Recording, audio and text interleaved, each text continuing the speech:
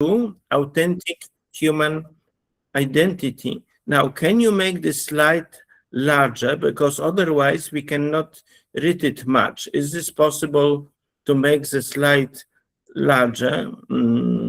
Yes, sir. So we can all read what is here. Right. Now, is this okay? Yes, if we can have about the same size.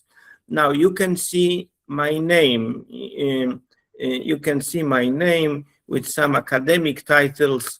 Now, Julian Korab-Karpowicz. This is important to know the full name, because you can then find on the internet my books. If we don't know my name, then we will not find my books. But I think, books, this is what we want to share with other human beings. Now, if we are scholars. Now, before I will proceed to my presentation, you see, in my hand, I have two books. Two books. It's not so important to see exactly the books, but I will show you the first book.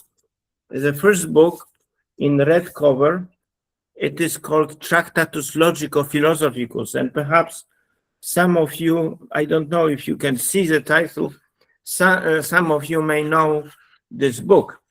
It is the book of Ludwig Wittgenstein, and if you are familiar with philosophy, Ludwig Wittgenstein and Martin Heidegger are considered to be two greatest philosophers of the 20th century.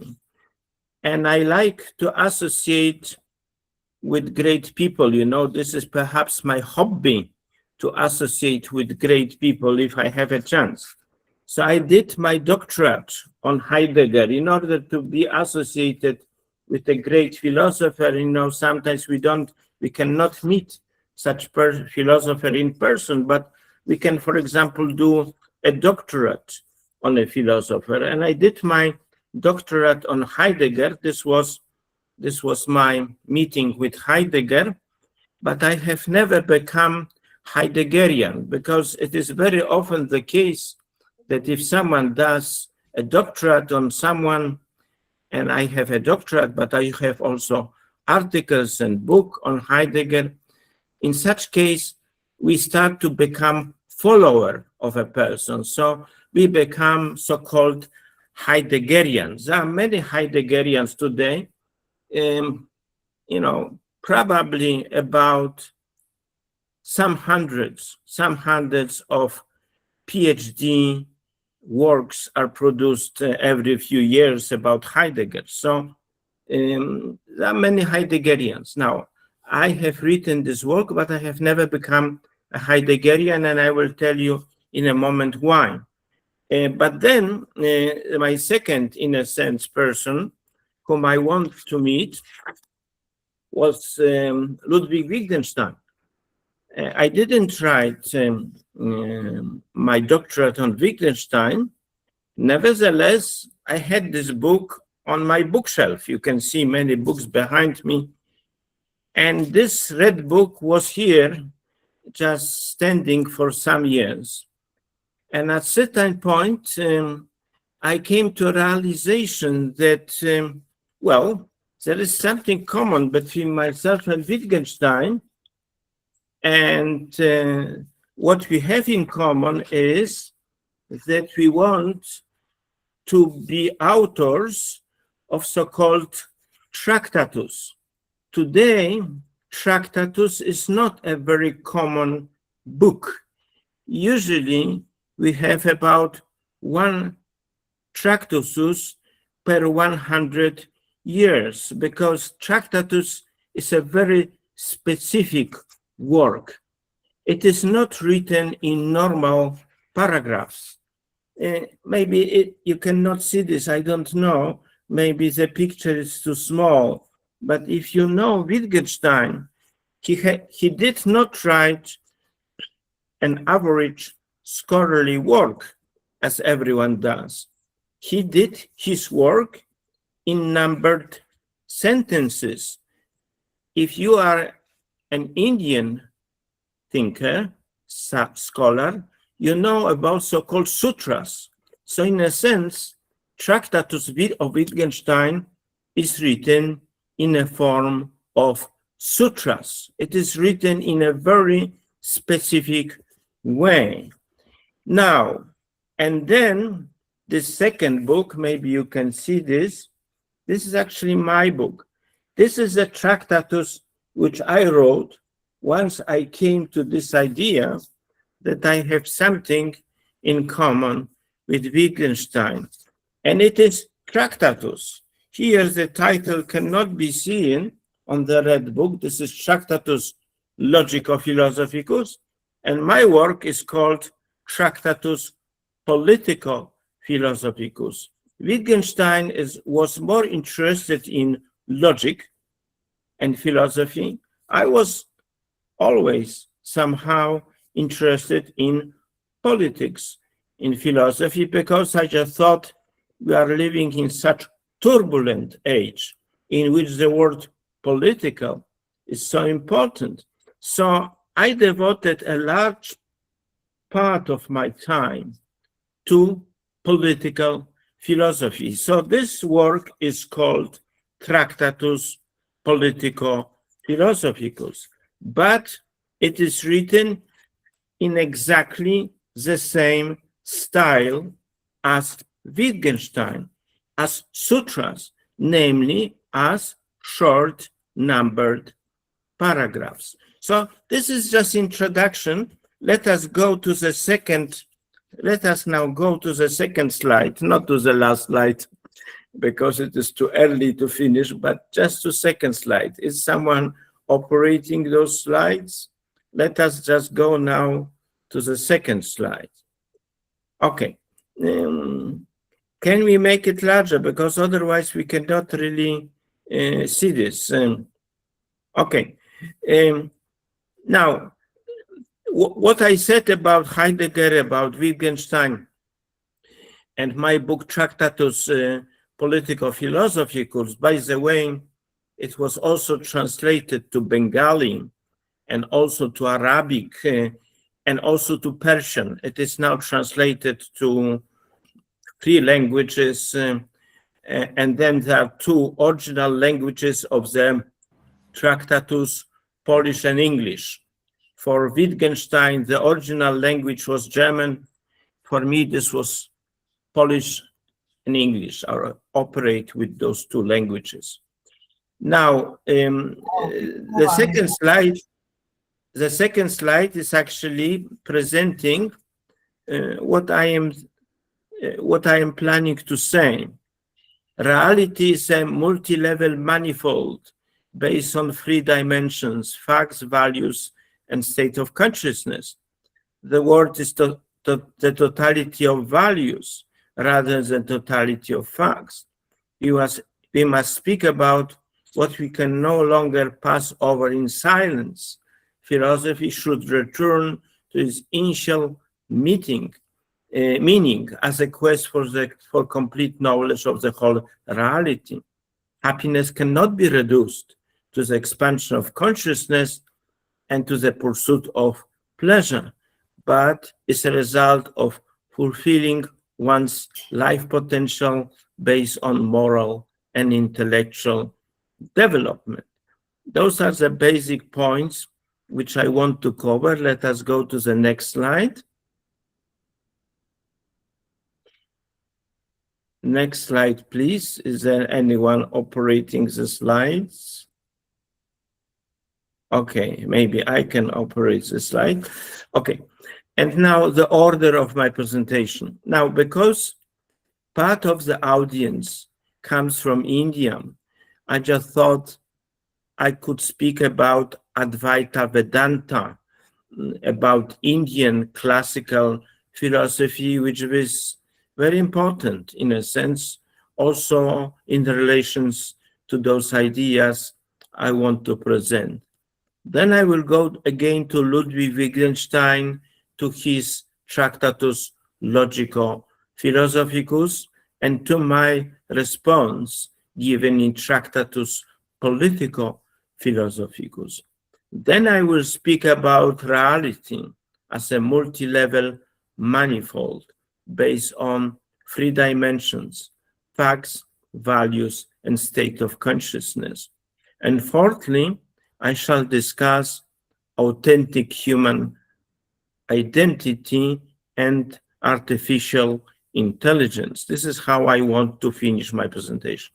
I want to add one more thing.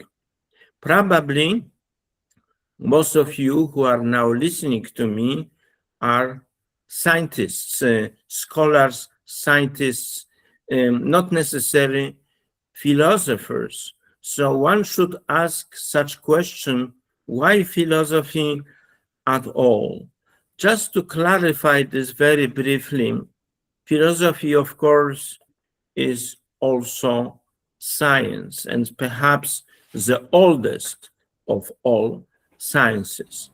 It is a science which is largely neglected today, and I will make such statement that this neglect of philosophy is actually leading us to the world picture which we have today, which is a picture of which we can be very proud, but at the same time, we can see its deficiencies and dangers.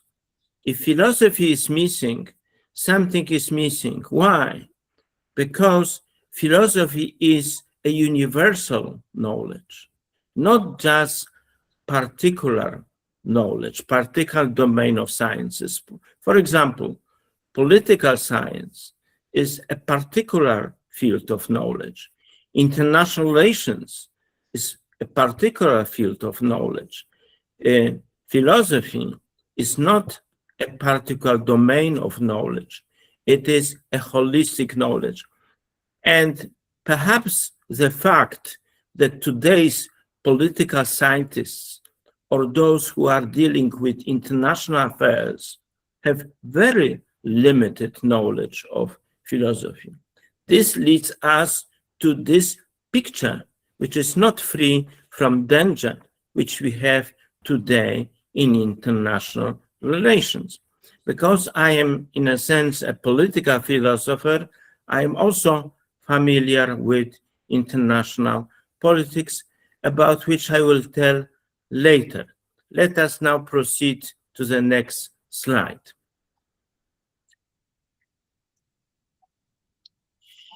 Now, we will start, like philosophers do, with some general statements. And I mentioned happiness, an important word, being, but also reality. How can we understand reality?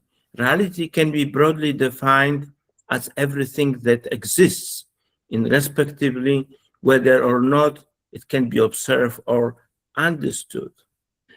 And traditionally, this was metaphysics or sometimes ontology, which would deal with the question of the nature of reality. Next slide.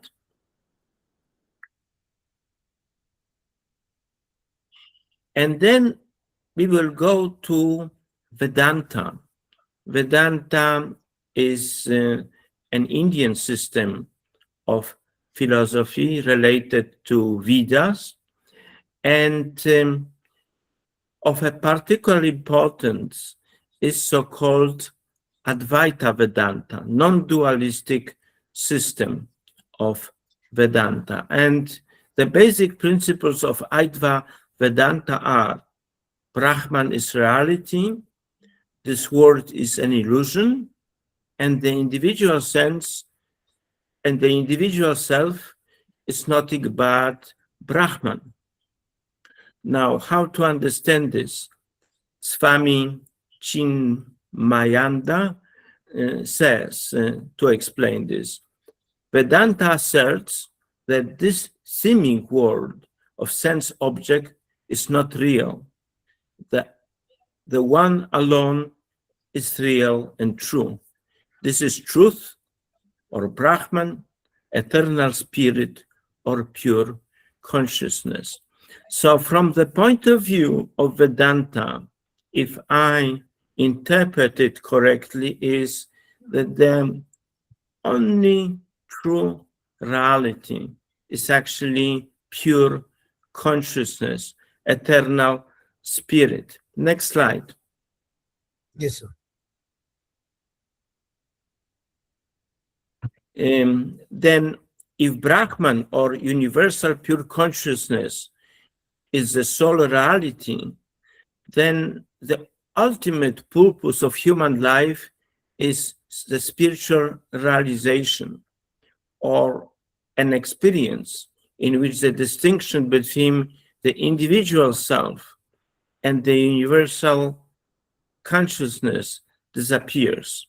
And of course, this can happen in deep meditation. This is actually the purpose of spiritual practice, which is expressed in deep meditation, in which the individual self merge with the universal consciousness. Now, from the point of view of Vedanta, it is ignorance to look for happiness in this world of sense objects. Ultimately, when in a process of meditation we merge ourselves with the real, with the eternal spirit of pure consciousness, we reach our final goal, which is human perfection. And this is expressed in those famous words, Sat Chit Anandam, which signify bliss absolute and truth absolute. In this state, we become fully aware of reality in ourselves. So in Vedanta, when we use the word happiness, happiness can be identified with this ultimate experience of merging our individual self, individual consciousness with universal consciousness. Next slide, please. Now, from Vedanta, we come to the West. From the East, now we come to the West. And as I said, Wittgenstein is considered one of the two most influential philosophers of the 20th century.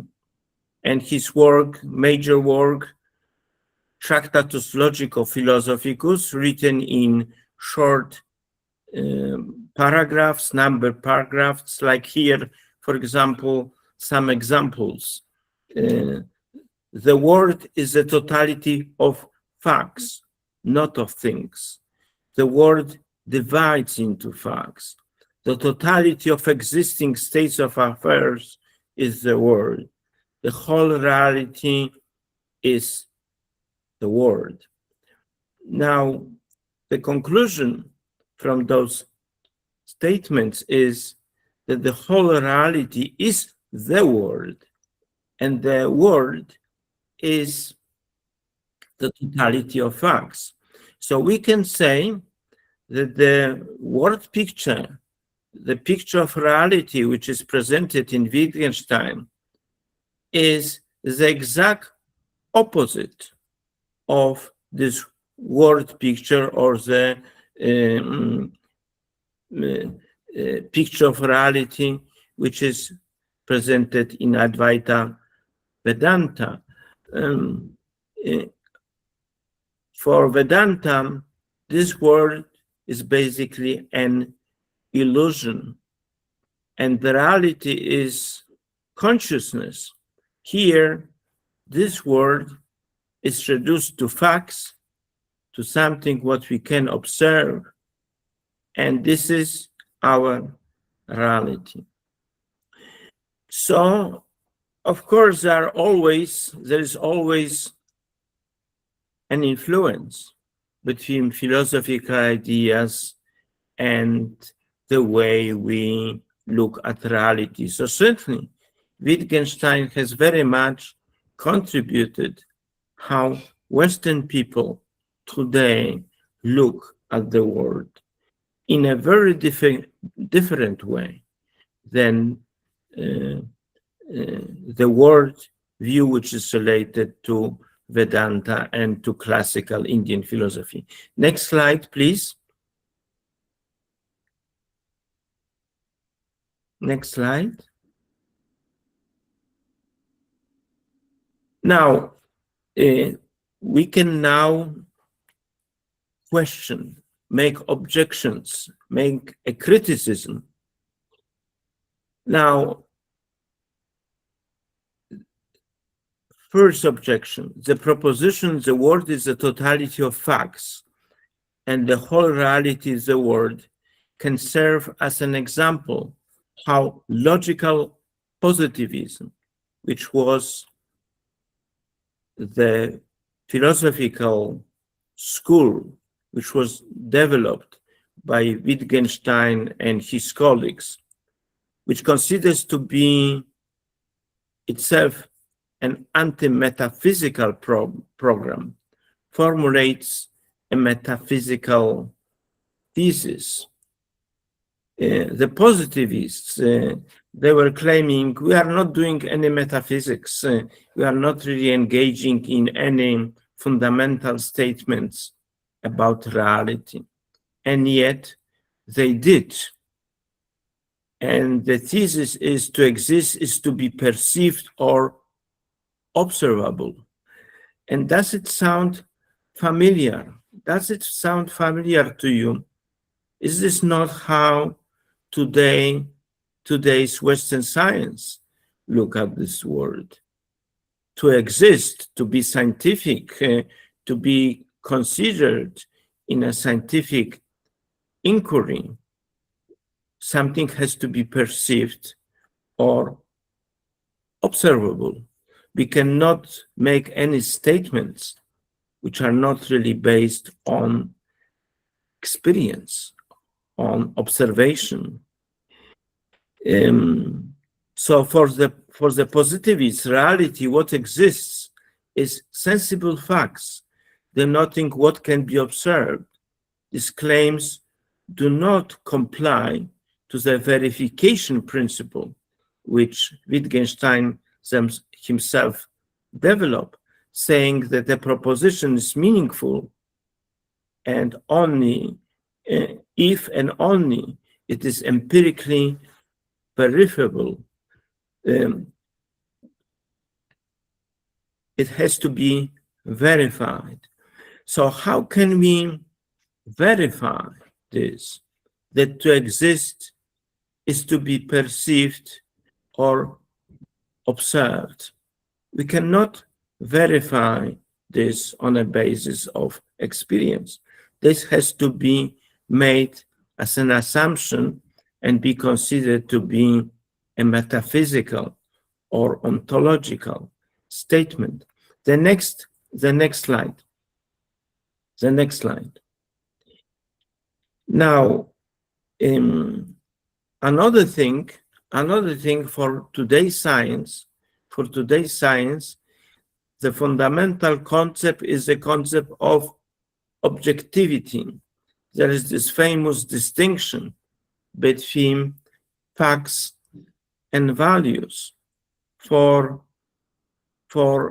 a positivist point of view, values and other qualitative attributes of the world cannot really be considered for scientific inquiry. The positivists and Wittgenstein make this statement even stronger. Statements about values are meaningless. Meaningful are only statements about facts. This is why for Wittgenstein and for other positivists, ethics, the domain of values, cannot be meaningfully expressed. This is a statement from his Tractatus 642. it is clear that ethics cannot be put into words. This is what he says. Positivism excludes the possibility of a rational discussion of a morality and politically good life, and of making meaningful value choices. This is why values are considered to be subjective, whereas facts can be considered objective.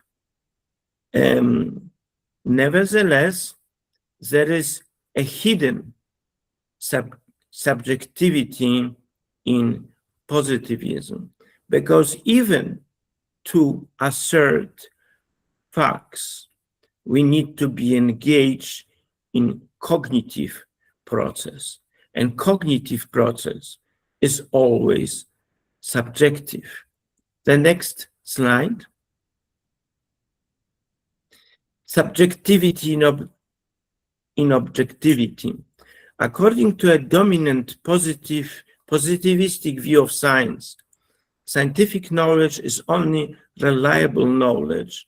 It is reliable because it is objective. It derives its objectivity from the objectivity of observation made by a detached observer. The scientific attitude of indifference, lack of feeling, has to accompany scientific inquiry. However, this attitude is not subjective, not free from subjectivity. Therefore, there is subjectivity in scientific objectivity, namely indifference. Next slide. Next slide. Now, let us now go beyond scientific objectivity. As I was trying to say this, the objectivity of scientific research is not free from subjectivity. Objective scientific knowledge is based on indifference, on the state of mind that constitutes scientific attitude. Science look at the world indifferently, as it were a physical object, but reality is not that.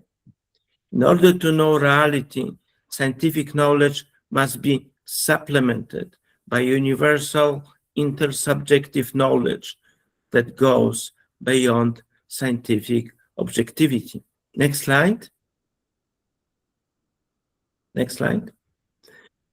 Now, how do we know values?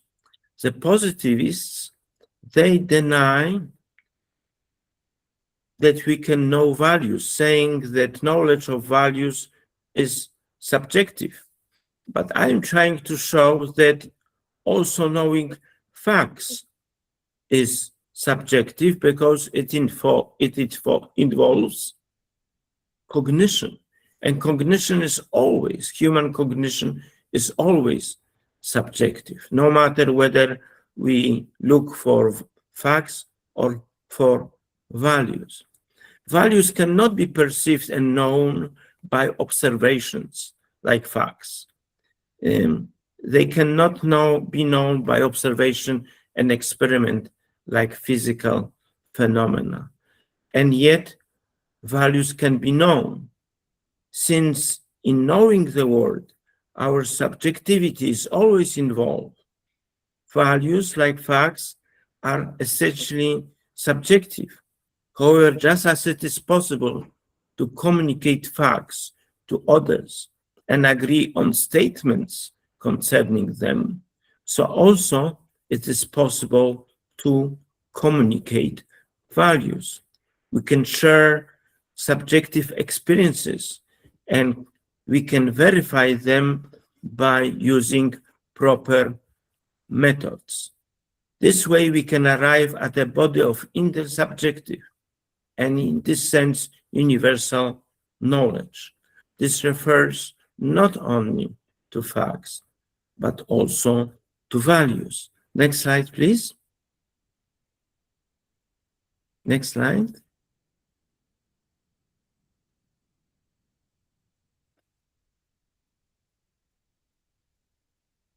Let us think about the slides have disappeared. Can we have back our slides?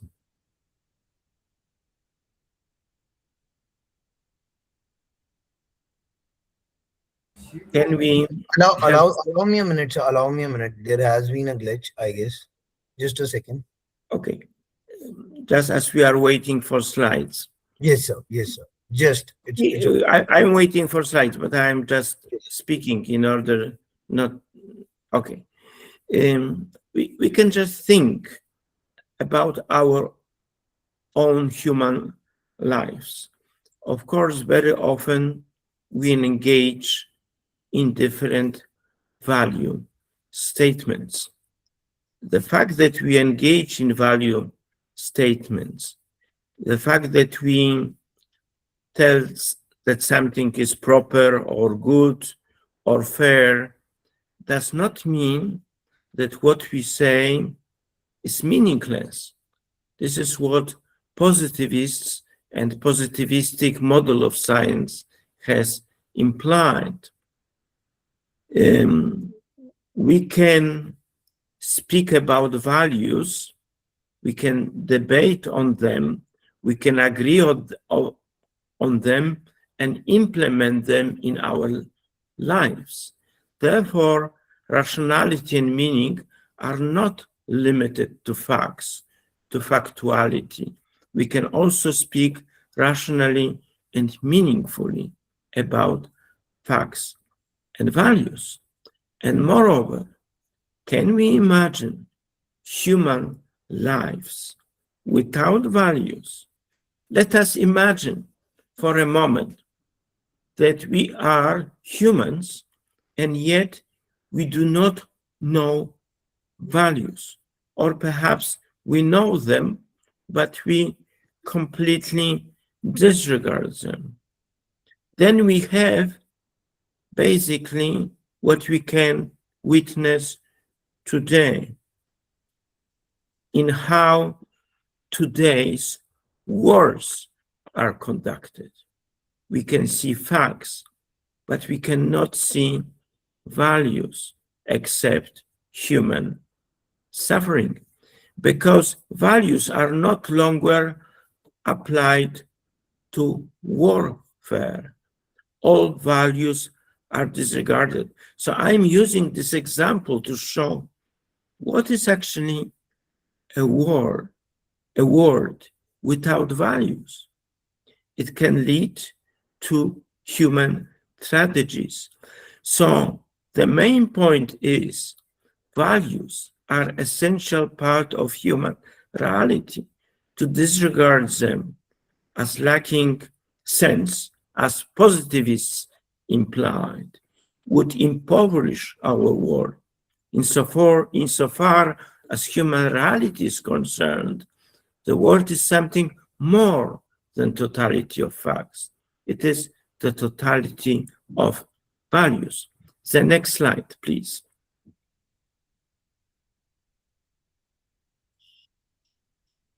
Now I already have given one example. What does it mean, human world without values? Now we can imagine that there is a world in which we have agreed to build knowledge only by using observation and experiment and by nothing more. Then, if we agree to such a worldview, which is in a sense a very limited, then we can indeed say that facts are describing our reality. We can imagine another situation. We can imagine a world in which there are no human beings. We can imagine that, let's say, humankind disappears from this world. The external world will still exist then. You will still have stars and perhaps some forests. But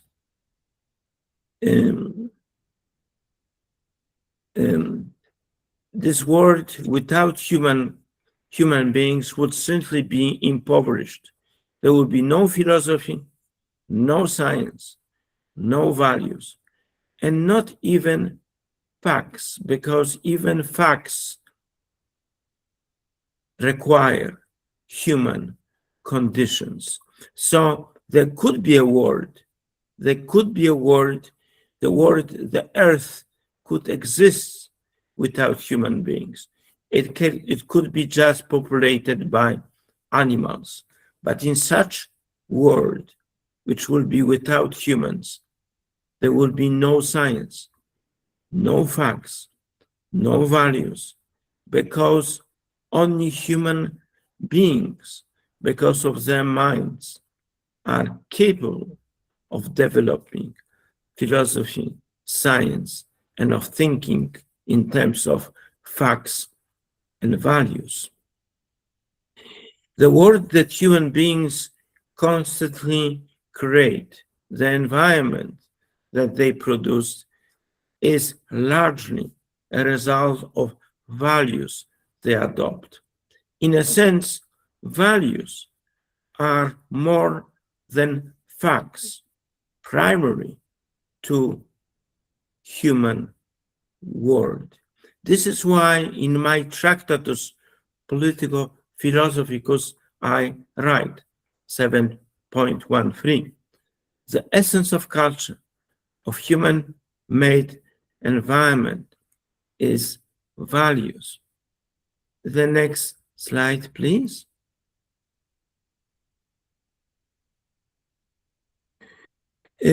Let us go next slide. This is not so important. Next one. Next slide, please.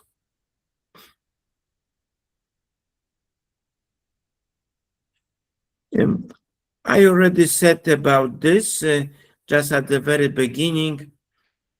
Again, I'm just repeating Ludwig Wittgenstein, Tractatus Logico-Philosophicus. It was initially written in Vienna in 1918, published in 1922 by Routledge and Kegan Paul, and two famous statements from Tractatus Logico-Philosophicus. The last statement of this Tractatus, what we cannot speak about, we must pass over in silence. This is what Wittgenstein says, and he largely implies that we cannot speak meaningfully about values. Therefore, we should rather not speak about them, because as the first proposition in his work tells us, 1.1, the world is the totality of facts, not of things. Now, this is how human knowledge develops. We read other people, we study their works, but not in order to become Heideggerians or Wittgensteinians, but as an inspiration for our own works, for the development of knowledge. So now, almost 100 years later, 2014, Warsaw, not Vienna, but interestingly published with the same publisher, Routledge, in 2017, Tractatus Politico Philosophicus. Number 7 is a direct response to 7 of Wittgenstein. We must speak about what we can no longer pass over in silence, about what we should speak, about values. 7.2021. The world is the totality of values rather than the totality of facts. The next slide, please. In my Tractatus, I make an explicit critique of Wittgenstein's view of the whole reality. The world is a totality of values rather than the totality of facts. The next slide, please. Next slide. Now, I started with speaking about consciousness, about Advaita Vedanta, and then I spoke about the Western view of reality, which is facts, and then I presented my critique, and I have introduced values. But this leads us to something more than just to a critique of Wittgenstein. This leads us to a new understanding of what reality is, to a more complex understanding, because we cannot really disregard something what was discovered once by ancient Indian philosophers. Of course, they were right.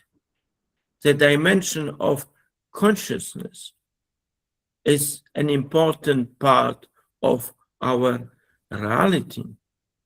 So we can make a synthesis now. We don't exclude anyone.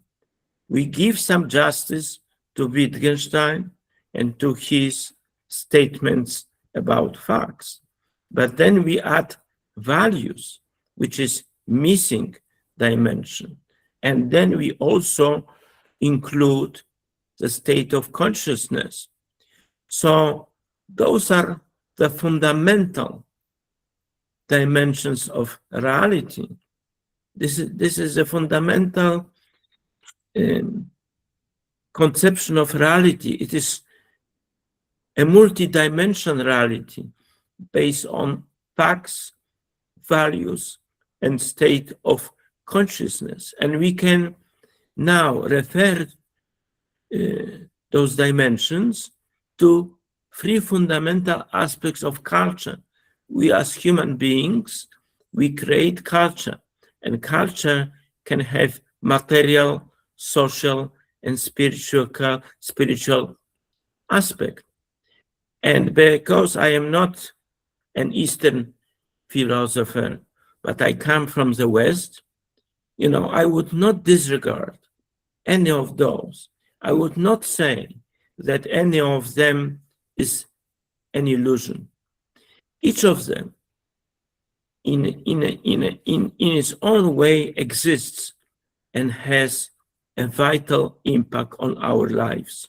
So in short, we should take those three dimensions, facts, values, and states of consciousness, relate them to three aspects of culture, material, social, and spiritual, and do not regard any of those as illusion, but rather to explore what is their meaning for the whole of reality. The next slide, please.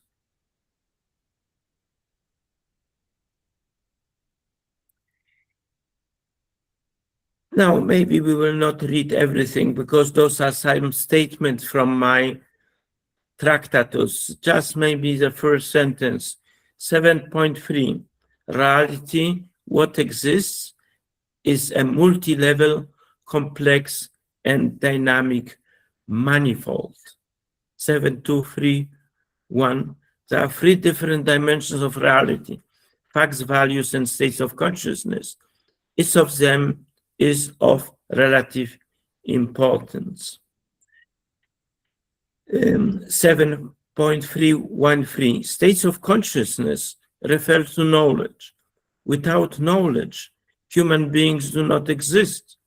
Without human beings, there's no knowledge. So all those three levels of reality are as important for us human beings. The next slide.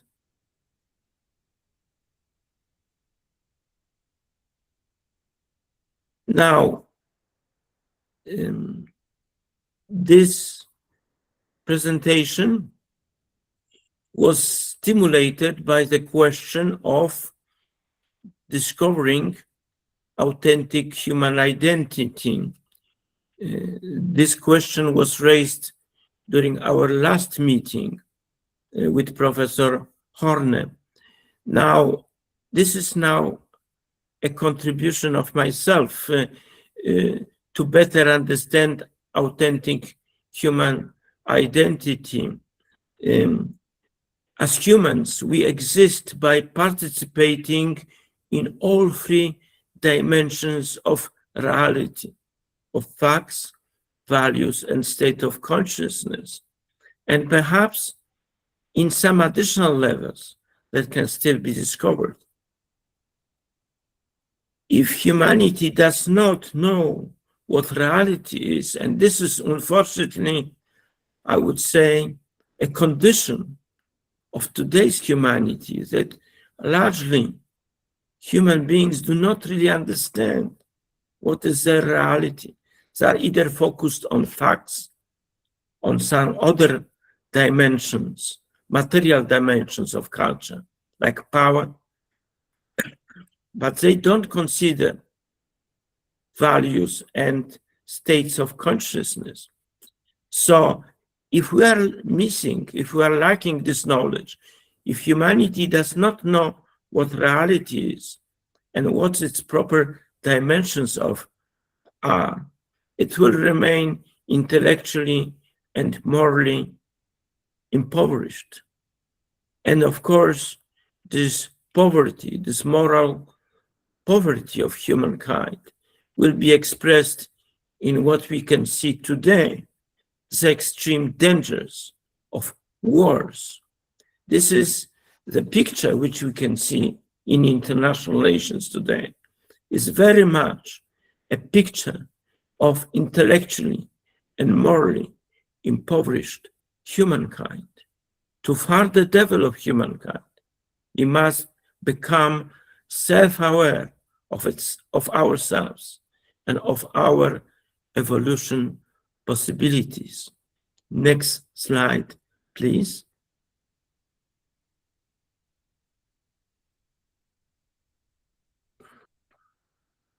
Now,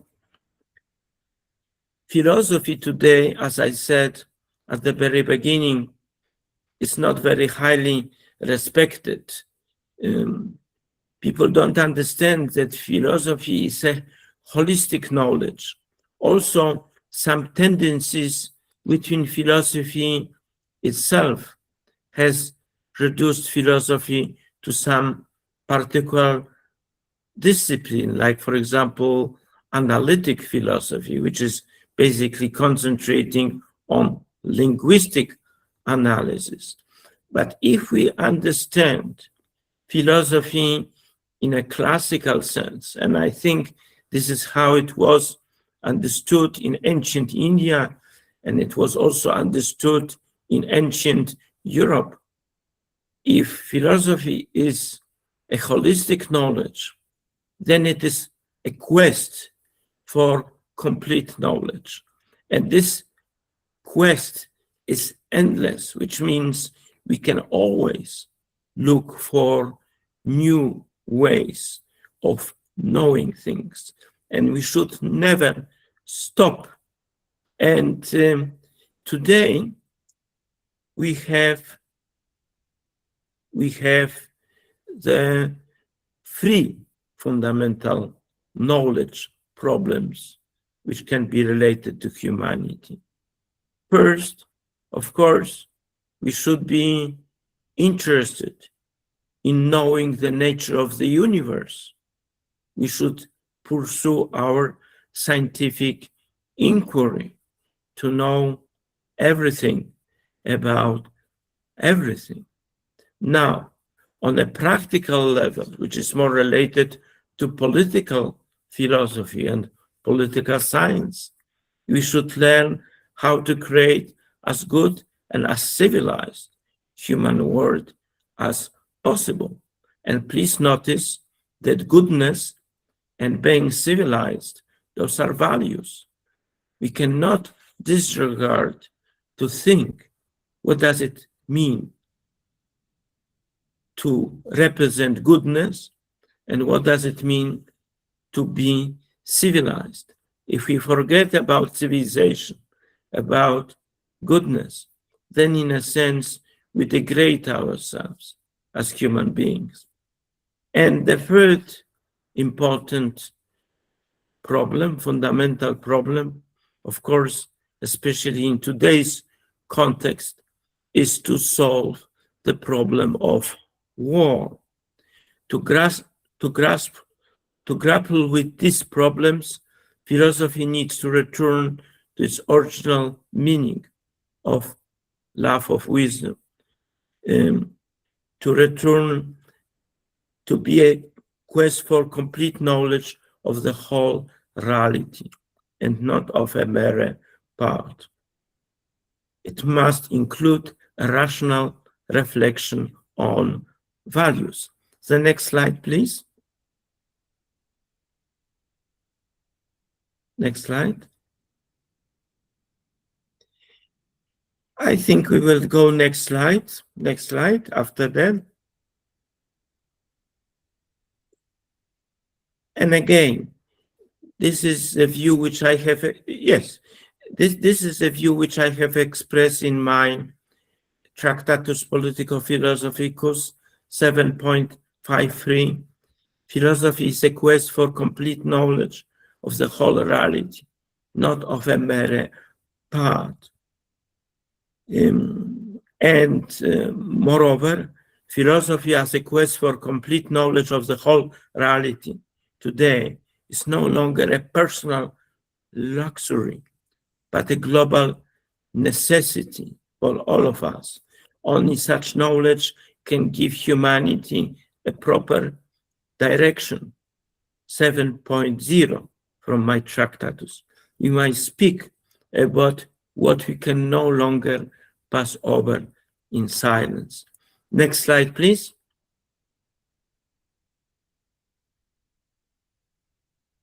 And now, we think about ourselves, about the future, and this can, of course, be related to the question of human evolution, but human evolution not in the Darwinian biological sense, which is very much a limited way of understanding evolution. As human beings are concerned, the most important aspect of our evolution is actually cultural evolution. This type of evolution, which is related to the process of civilization, of civilizing, the precondition for continuous harmonious development of humankind is our evolutionary awareness, is the awareness of our evolutionary capacities. And this is my proposal. Now, we speak about traditional times, about modernity, postmodernity, but in order to come out of today's world problems, we need to think about a new age. And this age I call the new age of evolutionity. We are not only rational beings or moral beings, as philosophers once stated. We are also evolutionary beings. We are not yet completed as such, but we can realize our destiny, which means fully develop in our consciousness. To proceed further, we need to save ourselves from wars and from other forms of destruction.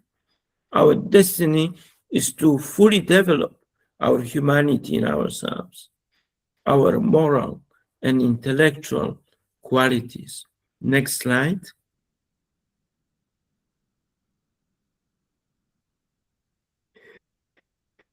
Now, I have started my presentation with the question of happiness and with presentation of reality, of the nature of reality.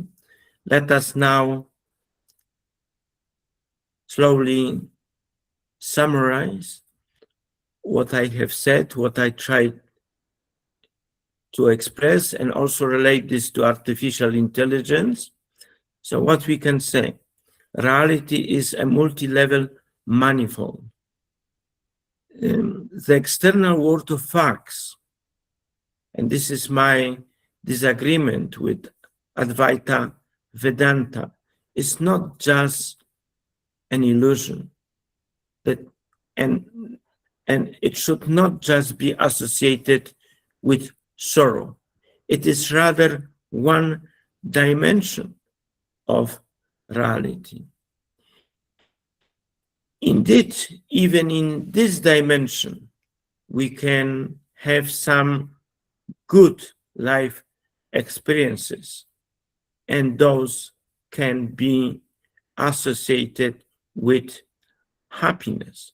So we can, in a sense, be happy in this world as it is, not necessarily only by arriving at the level of absolute consciousness. This happiness may be related to our good life experiences and our personal fulfillment of self-realization. Happiness is not just a fleeting moment of pleasure. It does not consist of an identification of mere material objects with mere material objects, but it can neither be reduced to a mystical state that is available only to few spiritual seekers. If we fully accepted what Advaita Vedanta says, then we would have a very limited number of people who are happy. Those would only be those few spiritual seekers which will reach the level of ultimate consciousness in a process of meditation. But such people who will do this will always be limited in numbers. Therefore, happiness cannot be reduced to consciousness. Considered as a permanent value, happiness is linked with freedom, that is with the possibility of individuals and groups to achieve life fulfillment in the evolutionary process. And this evolutionary process can, of course, include many dimensions. But primary, the dimension of values and states of consciousness. So there is, of course, a place for happiness among those who are spiritual seekers. But I would not reduce happiness to consciousness only. I would primarily link happiness with our personal fulfillment of or self-realization, and with the possibility of a conscious human evolution. Next slide, please.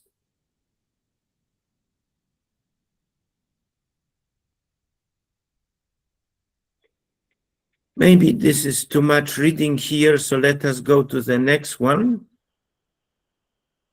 Now, I was told that some of you are interested in artificial intelligence. This is why I have also prepared some slides how to link the view of reality which I have presented with artificial intelligence. Artificial intelligence is a branch of computer science that enables machines to stimulate human thinking processes, including learning, reasoning, problem solving, and creativity. This is how I understand artificial intelligence. And of course, if anyone would suggest any improvement to this, what I have described as artificial intelligence, I would welcome suggestions.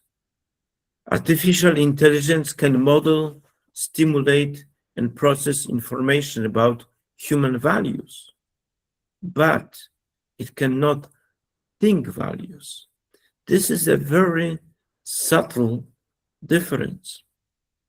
Processing information, collecting knowledge about human values or about values in general is not the same as being able to think about values, because thinking involves reflecting on values. It also may be related to direct experience of values, which of course artificial intelligence is not capable of. So this would be like a paradoxical statement. Artificial intelligence cannot think. Artificial intelligence can process information, can engage in reasoning and learning, problem solving, and even creativity, but it cannot think, because thinking at fundamental level involves self-reflection, and self-reflection is actually related very often to our life experience. Artificial intelligence operates by analyzing data patterns to reproduce the usage of language associated with justice, sympathy, empathy, fairness, and other values, rather than consciously experiencing of valuing these concepts. Hence, artificial intelligence remains at the level of data, which is the level of facts, and does not reach the level of values and consciousness that are truly human levels of reality. This is why I would not be afraid that artificial intelligence is a real competitor to human beings if we understand ourselves correctly. Because if we understand ourselves correctly, we are beings who think about values and who can develop our consciousness. Next slide, please. Now, there is also a question of ethics related to artificial intelligence. Artificial intelligence cannot think in terms of values, but only model, stimulate, and process information about them. Therefore, artificial intelligence does not have moral agency. We cannot put artificial intelligence to a court. We cannot punish artificial intelligence for a crime, but we can punish a human being. Artificial intelligence is not an ethical being or an ethical agent. Therefore, artificial intelligence cannot be accused of doing something wrong, but only people who develop artificial intelligence and its users. There can be so-called AI professional ethics for AI practitioners. That is, people who create, develop, and use artificial intelligence. This type of ethics, which is related to practitioners, particularly users and developers, can be developed. We can also speak about artificial intelligence machine ethics. That is about the principles and norms that human beings develop to guide artificial intelligence. Of course, we can develop certain principles and norms when we develop artificial intelligence. And this is, of course, very important to do this. However, AI machine ethics is not an autonomous ethics. It is possible even that artificial intelligence can contribute to create such rules, but they must always be controlled by humans, by AI practitioners, according to AI professional ethics. AI machine ethics is not autonomous ethics, which means we cannot remove human beings from the picture of artificial intelligence, not only because artificial intelligence does not properly think as we do, but also because, in a sense, artificial intelligence needs to be controlled by human beings from a point of view of ethics. And those who develop AI technologies, they need themselves to follow AI professional ethics, like those people who are in business should follow business ethics. So business itself is not, does not create autonomous ethics. Nevertheless, we should have ethical principles in business. And the same applies to the situation with artificial intelligence. We cannot allow artificial intelligence to create moral rules by itself, because it can create some wrong moral rules, something what will actually lead us to a disaster. For example, if artificial intelligence would decide that conducting wars does not really need any ethical principles, no humanitarian law would apply to wars. If artificial intelligence would come to such conclusions, for example, on the basis of efficiency of how the wars are conducted, and then the applications of artificial intelligence would actually be used for warfare, then of course we could have then as a result would be the cases of genocides. So in order to stop this, on the one hand, we know that we have the United Nations to stop what human beings do.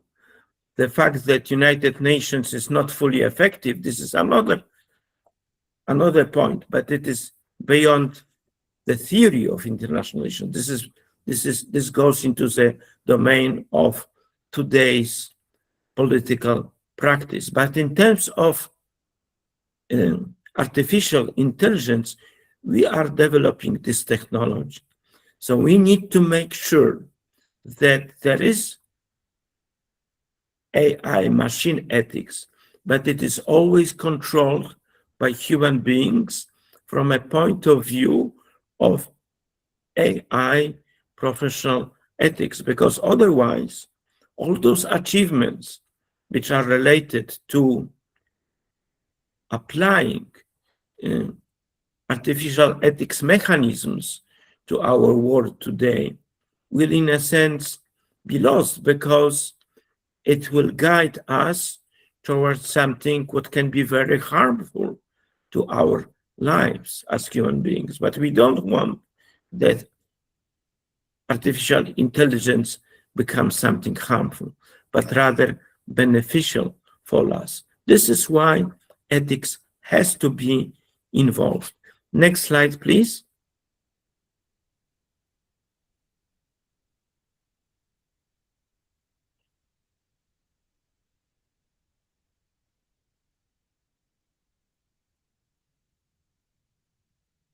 AI, humans, and the future.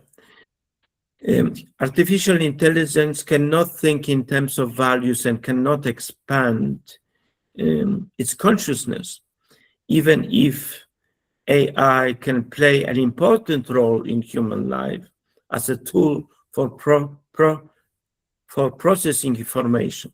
It cannot replace human beings. Human beings think. This means that they do not only process information, engage in reasoning, develop new ideas and concepts, but also reflect upon their lives in terms of values and develop their consciousness. Next slide, please. Conclusion. The nature of reality and life goals. Reality is a multi-level manifold. There are 3 levels of or dimensions of reality: facts, values, and states of consciousness, which all complement and mutually influence each other. Human reality is based on values and consciousness, primary. We should not forget about this. Reality is an integral, dynamic wholeness in its human aspect. It can be described as a totality of values and in our growing ethical and evolutionary awareness. Living in this world, which is far from being perfect, it is essential that we guard our authentic human identity and remember about our high values and right goals. Spirituality, as expressed in values that we adopt and the way we think, and evolutionity, the new evolutionary age, leads us to our full humanity. Next slide, please.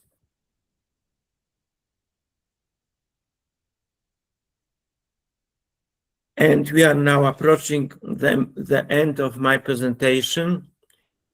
I just want at the very end read the concluding sentences of statements of my Tractatus Politico Philosophicus.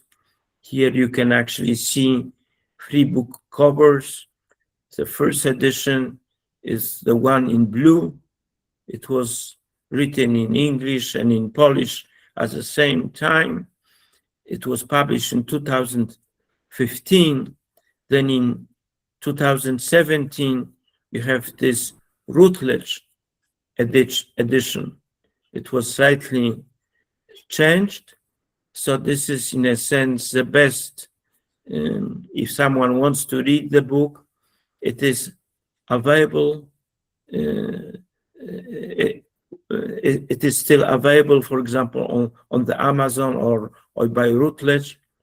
And this is a text which was slightly improved, and it has introduction, but also this may be of interest to the Indian scholar to the Indian scholars who are present here, because there's also a Bengali edition, and this is a Bengali edition. There is Professor Mohanta, who translated it with his team at the University of Calcutta, and they have published this work, and I think it is still available. So some of you who actually use Bengali may be interested in reading this book. And those are the two sentences, two statements which are, in a sense, leading us to the conclusion. There is a certain message for humanity which comes from my work. There are three words that form a whole: life, freedom, and cooperation. Three important words for us as a guidance. The purpose of the evolution of life is its fullness and perfection. Human evolution is a journey to ever greater freedom and moral and intellectual perfection. Next slide, please.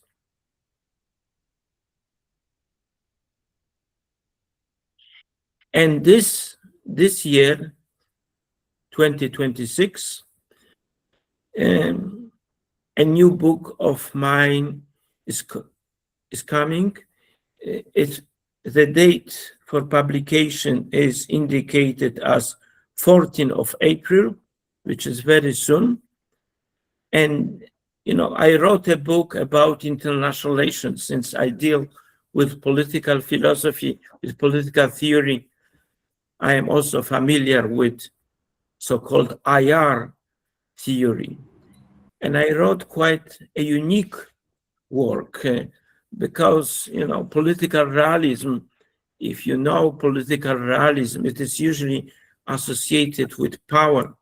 But in my view, in my presentation, of course, the aspect of power is also included, but also human evolution. So in a sense, this is kind of a unique work, which is now forthcoming, an evolutionary theory of international relations, which is very much, needed today, because I think we are very much confused today in international politics, and confused in a very dangerous way. So I wrote this work, which may be helpful to clarify certain things for those who shape international relations today. Thank you so much for your time and attention. Okay, thank you so much, sir, for such an incredible, insightful, and thought-provoking session, right? And on behalf of everyone present here, I would like to, express our sincere gratitude to Julian Korab, sir, for sharing such a profound perspective with us. Okay, so sir, we have the participants have some questions. If you would allow, can we just have a Q&A discussion? Can we now close the presentation because we no longer need it? Yes, Okay. I am doing that. Okay, so the participants has few questions, right? So one of the participants has, would you clarify us the ways of seeing reality? You mean seeing reality? Right. You see, I started my presentation with different views of reality, and there is, of course, that there are perhaps here people who know this subject better than myself. There's, of course, a big discussion of reality in Indian philosophy. I have given the example of Advaita Vedanta, and reality is associated with consciousness, which is a profound idea. And of course, you see, philosophical ideas, which people are mostly unaware of, have also practical significance. This is not only that this is theory. So, of course, this concept of reality, which comes from India, from Hindu philosophy, it has somehow influenced the way of life in India. And of course, India is a very rich tradition. There are several philosophical currents. Nevertheless, this view of reality, which is associated with consciousness and with this world being an illusion, has certainly influenced the way people live. But the same applies to the West. And of course, to understand reality as facts is not only one way in which reality can be understood in the West. The question of reality is actually being asked from the beginning of Western philosophy. Nevertheless, I believe that the influence of Wittgenstein and of the whole school, which can be related to positivism, has been profound. And in a sense, the fact that today the West is so materialistic and is in a sense focused on science in such a narrow way is the result of those ideas of Wittgenstein and his followers. So, and then I presented the next dimension, which is values, and then I wanted to present kind of a holistic picture. So, what is reality? What is real? Reality is what truly is. But what truly is? Is this just consciousness, or is this just facts? This is exactly the question which we ask when we can see what reality is. I don't know if my answer is satisfactory. I am open for additional questions on this topic. Okay, so sir, there is one more question with the participant, that what aspects are studied in philosophy in general and especially in research? Okay, can you repeat the question for me? What aspects are studied in philosophy in general and especially in research? You mean in gender? Yes. What aspects are studied in philosophy in general and In especially general. yes, In yes, general, right, and especially in research? Okay. Philosophy is traditionally divided into subfields. Like, for example, ontology or metaphysics is considered to be the most important aspect of philosophy, and the basic question is the question of being. And then epistemology, the way of knowing things, how do we know things? Then there is also ethics, aesthetics, logic. So those are the main branches, in a sense, of philosophy. However, I believe that although we can pursue those different aspects of philosophy, especially during our education, because when we are learning, we need to divide sometimes something what is larger into smaller parts in order to understand them properly. But when we finally engage in philosophy, when we engage in philosophical research, then we should, in a sense, combine those parts together.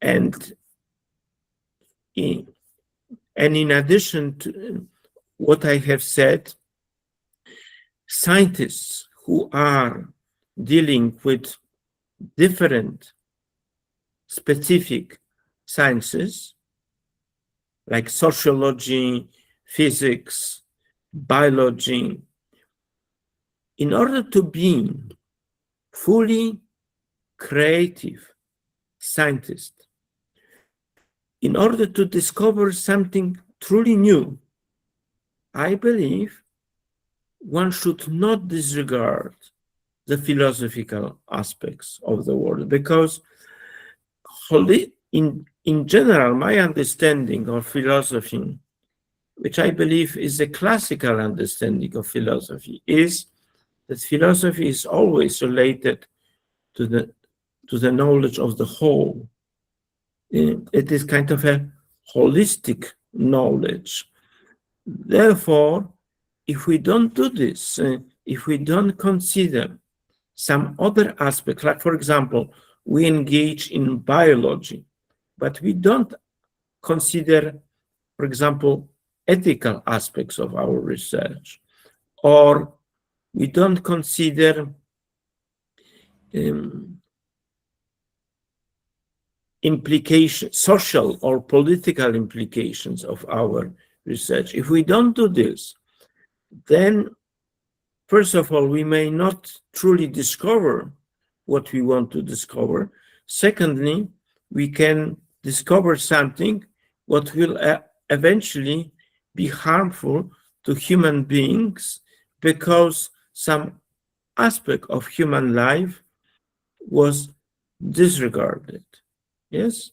So this holistic approach, and at the same time potentially deep approach to knowledge, which is related to philosophical inquiry, is always needed, not only in philosophy itself.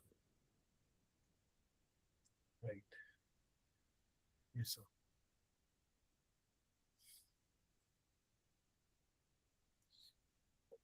So I guess there are no more questions from the participants, right? What I would like to add something.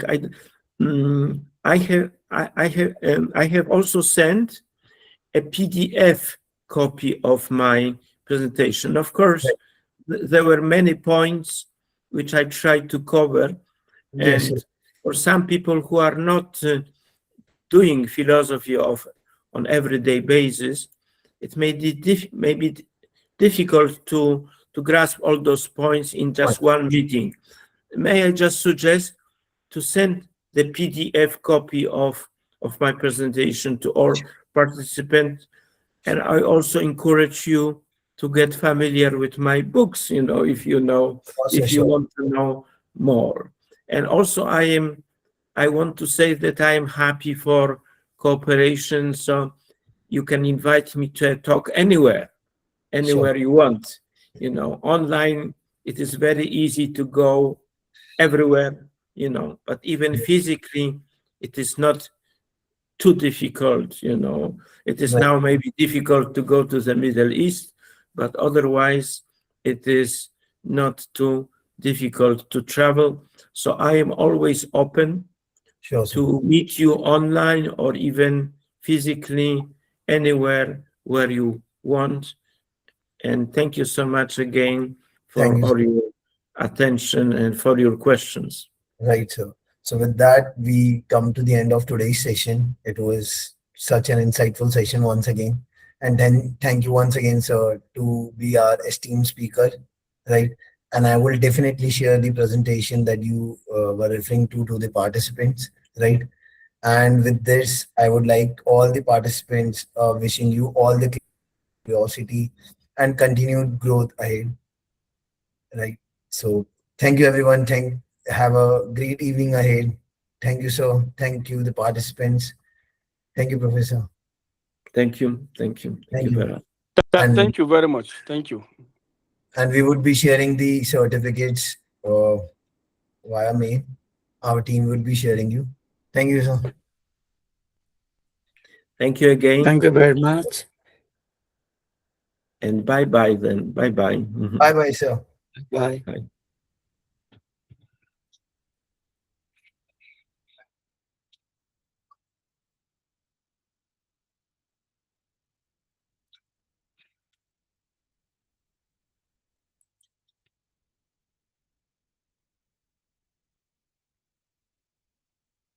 Leave us.